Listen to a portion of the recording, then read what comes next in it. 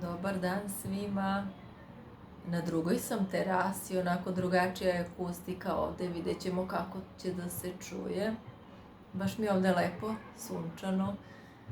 Mnogo stvari sam danas uradila od onih obaveza.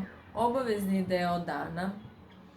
I još nisam stigla do nekih većih i značajnijih zadovoljstava. I baš sam o tome htela da snimim ovaj video i tamo sam u veterinarskoj stanici danas isto pričala sa jednom mladom doktorkom i da, postoji nešto veoma važno u životu, to su uzbuđenja, ushićenja, odnosno stvari koje nam pune baterije. Naš dan se sastoji iz tog obaveznog dela i tu ne spada samo odlazak na posao, koji većina nas ima.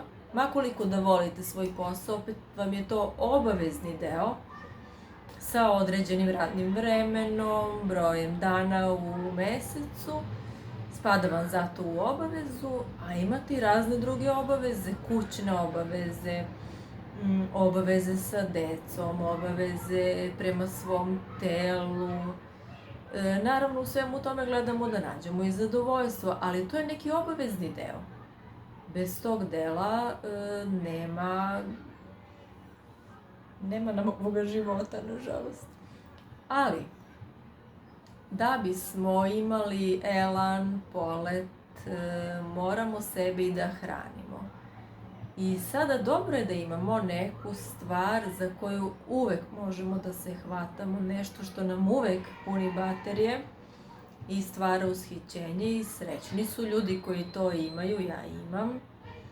I to uopšte ne mora da je neka svakodnevna stvar, neću vam reći o čemu se radi, ali to je nešto što je meni siguran put, najbrži put da ja napunim i obnovim sebe. Spavanje, noćno spavanje ili ko drema preko dana, ja ne. On onako regeneriše i naše telo i naš mozak, emocije naše, relaksira nas, ali to nije ovo o čemu ja pričam. Neko se možda raduje udomljenju novog ljubimca i to je jedno onako pravo ushićenje, prava jedna droga.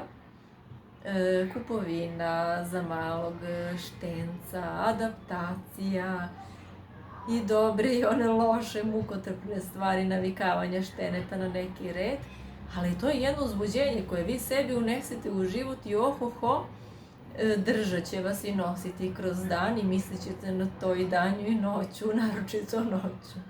Šalim se, nije tako teško, pošto imam ljubimce. Za nekoga je to muzika.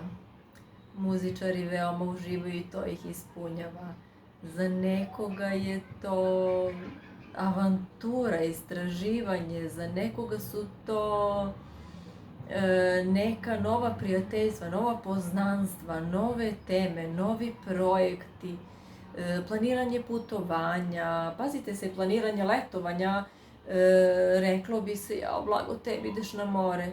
Veoma može napeto da bude ako sami radite, ako ste introvert, te ne Bože koji ima još i neke dodatne psihičke teškoće, napor daleko od odmora. Svako za sebe, dakle, treba da ima svoj punjač vlastitih baterija. I želim da ako nemate, dobro razmislite o tome, inače nećete uopšte imati energije za život. Prijatno.